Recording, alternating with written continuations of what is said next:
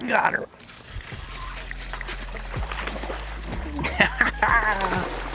That's so cool. We finally got you, girl. You're bigger than I thought you were. Come here. That's so fun. We're gonna let you go, get back in there. Oh, that was fun. I mean, I missed this fish about 5 times before I finally was able to get control and win the fight. But we finally won the fight. That's half the battle and that deal there. And we're gonna let her go back and grow up and make lots of babies right there. Sight fishing during the spawn. It's one of the most exciting, frustrating, and rewarding ways to fish. During the springtime, when water temperatures near the 60-degree mark, every bass in the lake starts to think about moving shallow to build a bed and prepare for the spawn. This presents anglers with the opportunity to see and cast to some of the biggest fish in the lake. On this episode of the Bass Pro Shop's Fisherman's Handbook, we'll break down how to catch these fish, as well as take a look at some of our favorite sight fishing bass caught throughout the years. Thought we'd ease back here, see if we couldn't see one on a bed. Swimming around, doing its thing. You would think there would be a late spawner back here. There's no question about it. There's a magical thing about sight fishing in clear water. Being able to ease down a bank, getting the sun in the right position kind of behind you where you can really see everything lit up in the water, and you're going along and you start seeing these big white bright spots and there's fish swimming around them and everything seems alive at that point. However, there are some subtleties to that can really help pay off. I mean, anybody can spot this 3 foot by 3 foot white diameter, dish that the bass have cleaned out and it's just shining at you and there's 2 or 3 fish around it. But it's the guy who can find those little subtle spawning spots where the bed is much harder to find. Maybe it's a little deeper, maybe it's under or around a rock, maybe it's behind a bush. That guy that can spot those fish in those key areas, he's the guy that's gonna probably have the best sight fishing luck day in and day out. Right over it.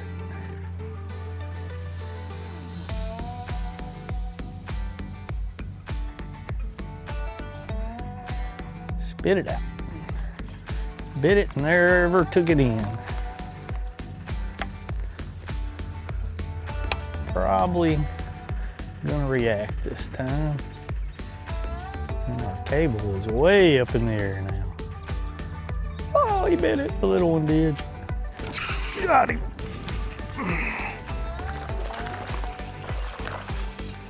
Come here, buddy. Thank you, sir. Look at that big one right below him. See the big one?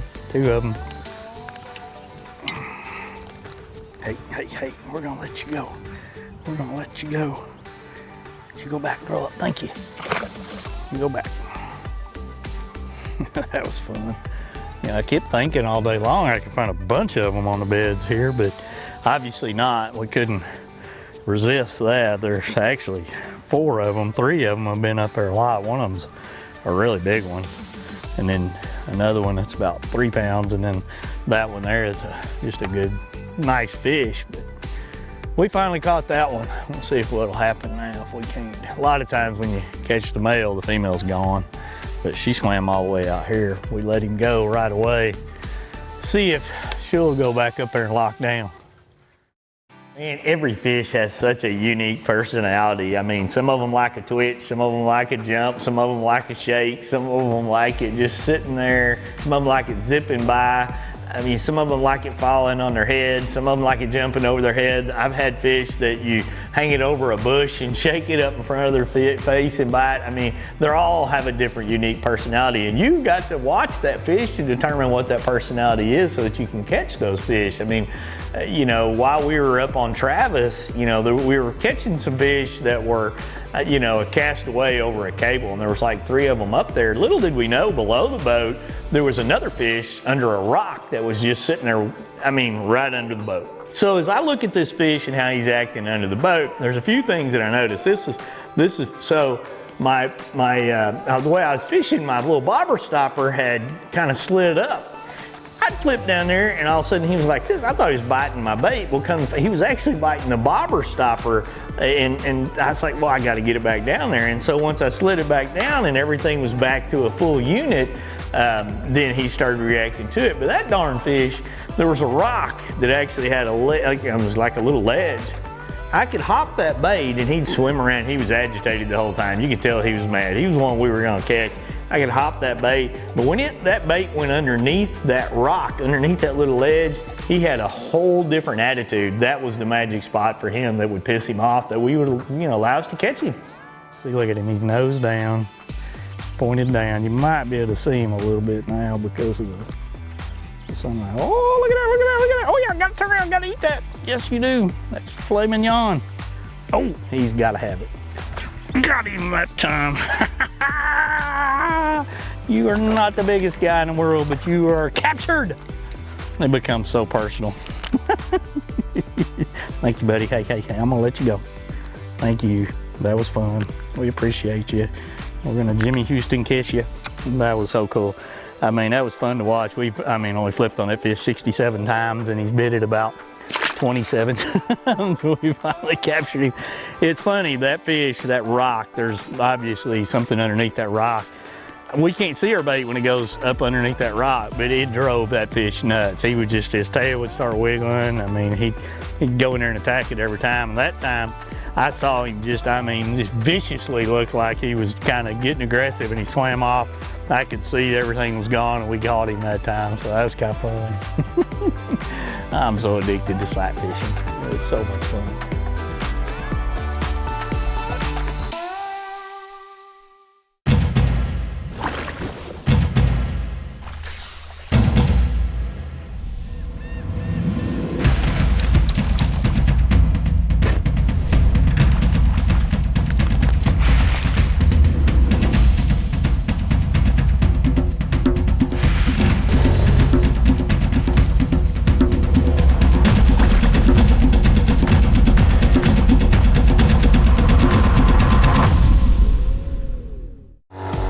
When there's miles of water in front of you and hundreds of feet below, you need a boat with the chops to dominate, no matter the conditions.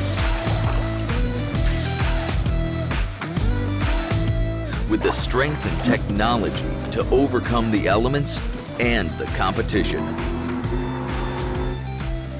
Ranger Boats, still building legends, one at a time. You have a full-time job and you want to be a full-time angler. Don't waste time scouting. You want to catch fish. That's where Garmin comes in. Our mapping with Navionics data lets you see more detail than the fish do. It's kind of a big deal. Oh, and our industry-leading live sonar is so crisp and clear you'll think you jumped in. You're welcome. Now, if only we had a powerful, efficient, whisper-quiet trolling motor. Actually, we do. It's called Force. We knew you'd like that. Less time finding, more time catching fish. Only with Garmin. Nice fish. Bring him over here, Chris. I'll get him for you. Here, bring this way, Chris. Woo! That's a good one. That's a freaking good one there, buddy. Man, it paid off. Look at that tube. Look at that tube hook in there. Oh my gosh. You got her. Heck Here, yeah. You grab her. I'll get a picture of it for you. Heck yeah. Jeez. I was just about to give up.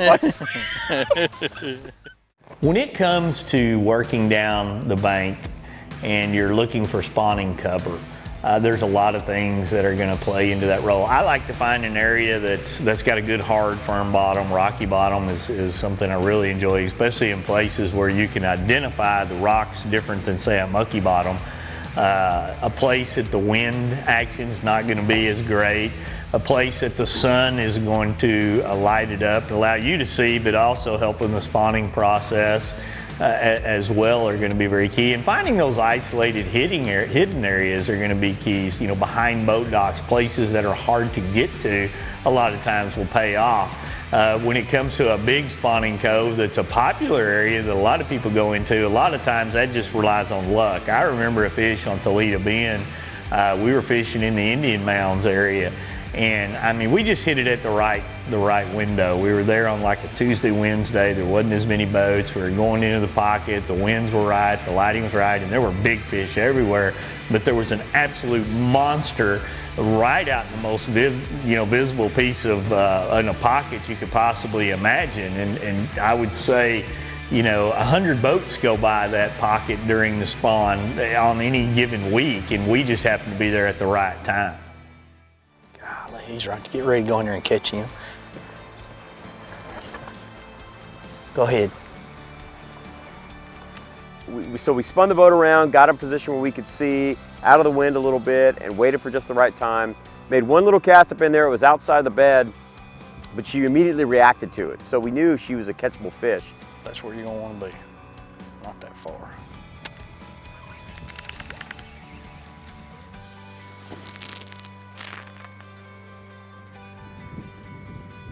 You ready? You ready? Got him. Got him. He's a freaking giant, dude. Let him have his head, don't That's a freaking, come here, baby. Come here, baby. Come here, baby. Come here, baby. Yeah! I told you that's a freaking monster, dude. Man, oh man. That's my biggest bass ever right there, I'm telling you. Oh, dude, I'm telling you it's a 10. I'm telling you it's a 10. Oh my God. I'm telling you right now, it's a freaking 10. Hold on that sucker, I'm getting camera. That is a winner. Woo! Being able to time my trip just right, get here when the fish are moving up, and then be able to see those fish. I mean, that's really kind of a fish of a lifetime to catch a 10-pounder, which is the biggest bass I've ever caught. Heck yeah, come on. I was so giddy. I was like, oh my here God. she goes, get ready, get ready, get ready, get ready. My legs were shaking. I was like, flip it right there. Coming up next on the Bass Pro Shops Fisherman's Handbook, we continue to share sight fishing secrets. Stay tuned to learn about Wade's favorite setup for targeting spawning fish and find out how to catch bedding bass that you can't see in the water. Don't go away.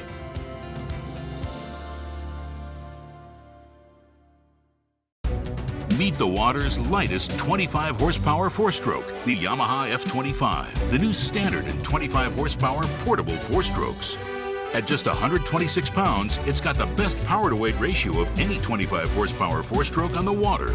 With performance that bests the previous Yamaha F25 and features like Yamaha's BTS for precise trolling speeds, batteryless EFI, built-in resting pads, and carry handles, it's the perfect portable power for small boats.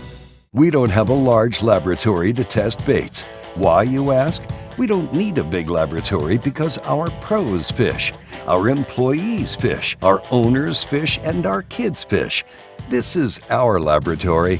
Our R&D comes from time on the water. All that time on the water brings us thousands of hours of testing new products and improving current ones for all species. Big Bite Baits, designed to bring the big bite to your line.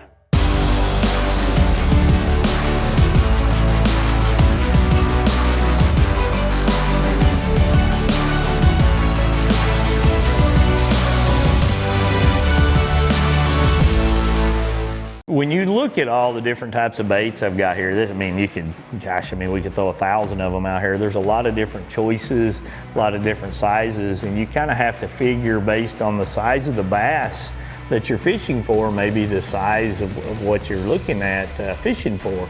In this type of situation here, this is a great bait for a little 2-pounder. It's a little small craw, and if I'm fishing for a 2 to 5 to 7, 8, 10-pounder, I might want to go with a bigger tube.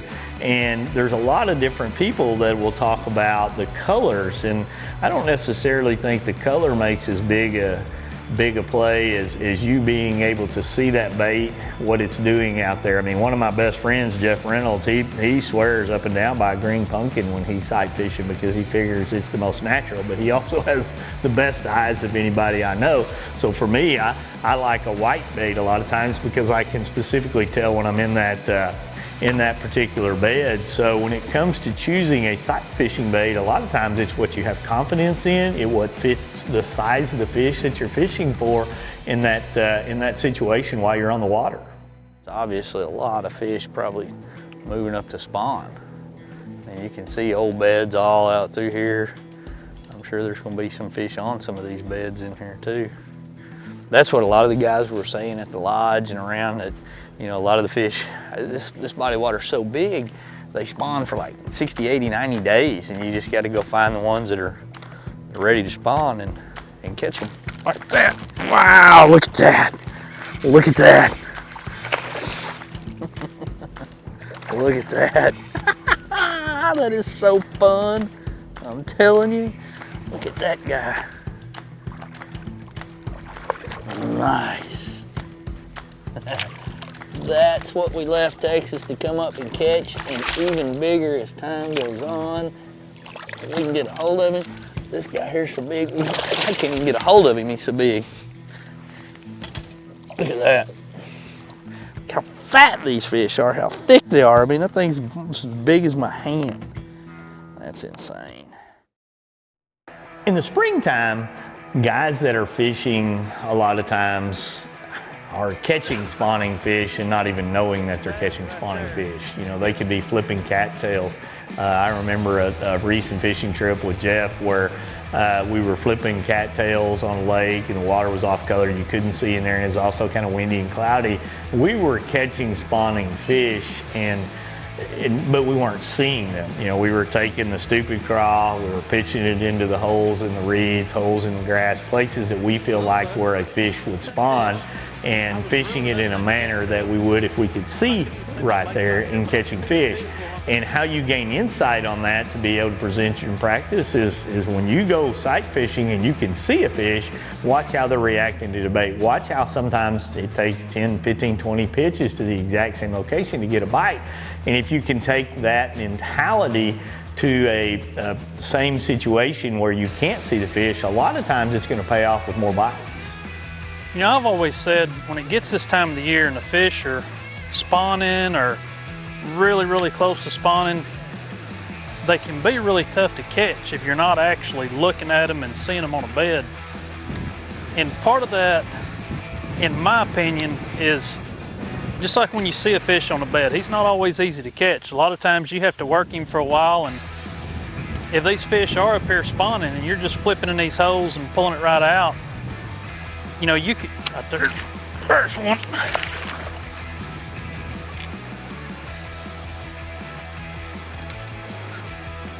Finally got a bite, not a big one, but it is a fish. But what I was saying is, you could be flipping in these holes and a fish be in there and he just not bite. He just sit there and look at it because he is on the bed. They're not always protected. But just taking this new stupid crawl and flipping it in there, I've actually rigged it different. I was flipping it, you know, with the jig head earlier. Now I've just Texas rigged it. And partly because of what I'm fishing. With this Texas rig, it just kind of slides through them cattails a little bit easier. We've reached our final break in this episode. On the other side, we continue sharing some of our favorite sight fishing adventures. Keep it tuned here for that and more as this episode of the Bass Pro Shop's Fisherman's Handbook continues.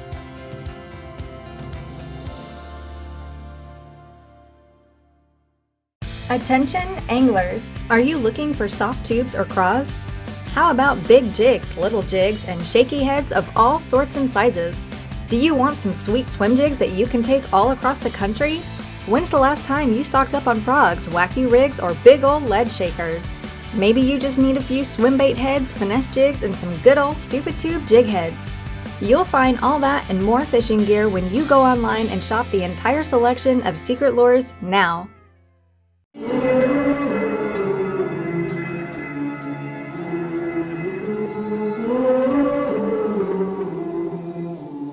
Things you let me see.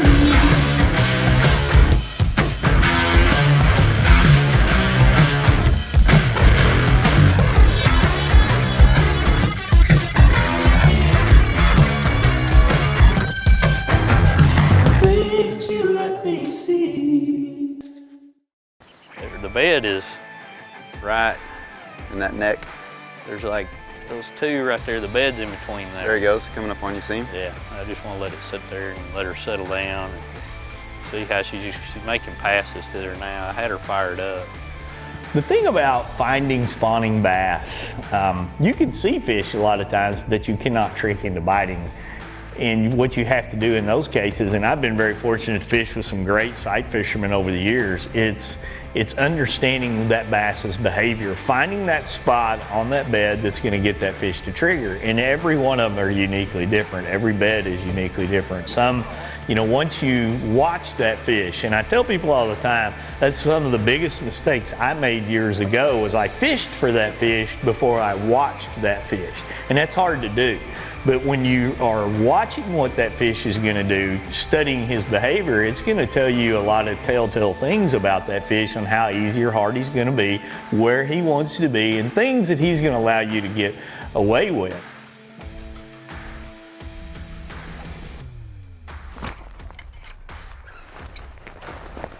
Fucking giant. Yeah!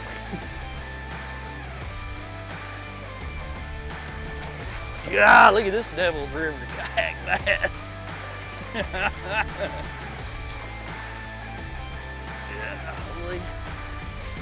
Woo!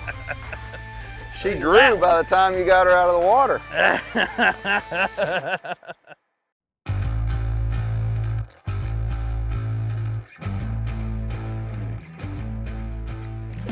He got it? He just swam up here and got it? Yeah. Well, I could see him sitting below that ridge. He was on the bottom of that ledge, and I got right at that ledge, and he just finally came up there. That's a good spot right there. It is. I could see him below the top of that little, you know, it's like a little ledge there, and he was sitting right below that ledge. That's a good spot right there. Great fish. You know, sight fishing, it's not always about the big shiny spots. It's about finding those little subtle things. I've seen fish set up on spots about that big around, just one little kind of semi-polished place or a log where they're going to spawn. I've seen them spawn on cross beams in 100 foot of water over marinas. I've seen them, you know, spawning in 15 or 20 foot of water at Lake Hempstead and Travis, and I've seen them spawning in 6 inches of water in other places. It's just about putting yourself in the right piece of habitat where those fish are, and then figuring out how to trigger them. And sight fishing is one of those deals that will simply make you a better fisherman because you study fish behavior a lot. And so when it comes to sight fishing, I'm all about it. I'm gonna do it. I love to do it. It's fun to do. And when you can get out and look at them in the right situation and get one of those magical days where the wind's not blowing a lot and the sky's high and the fish are up on the beds, man, I mean, you're gonna go away with some memories of a lifetime, whether it's a 12-incher or a 12-pounder. Look how pretty they are. Man, we love seeing those like that. That just never gets old. It doesn't get old. You know, you're sitting here and just playing with them and watching them the whole 9 yards.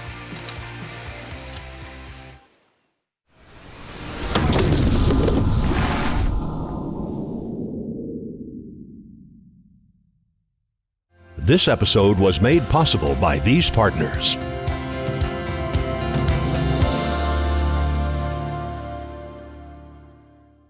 Born in Japan, using technology, innovation, and precision, Sunline produces the widest selection of fishing lines at the most technologically advanced line factory in the world. Manufactured at the strictest tolerances to produce victories at the highest levels of tournament bass fishing. From household names like Christie, Swindle, and Cruz, to young guns like Cook, Logan, New, and Welcher, they all trust Sunline to take them to the top of the leaderboard. Choose the line that will give you the strength to guarantee your confidence. Sunline.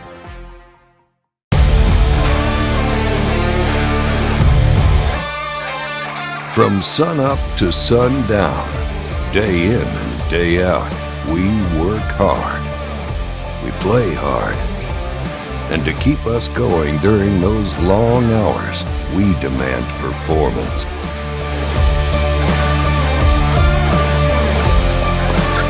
Engel Coolers, the original high-performance cooler. Deep Creep, from the makers of Seafoam Motor Treatment. Deep Creep is a premium quality penetrating oil and lubricant. It works fast to break metal surface tension and crawl deep into parts and mechanisms. Use it to oil all kinds of mechanisms like gears, hinges, and chains. It frees stubborn parts from rust and corrosion. Lubricate and protect guns, tools, and stored engine parts. Deep Creep lasts longer by resisting evaporation and stays fluid under extreme heat for the toughest jobs. Deep Creep, nothing creeps deeper. Ask for Deep Creep wherever auto and hardware products are sold. TH Marine has been producing top-of-the-line marine accessories to rig boats from transom to trolling motor for decades. From jack plates to fish care to LEDs, TH Marine has you covered.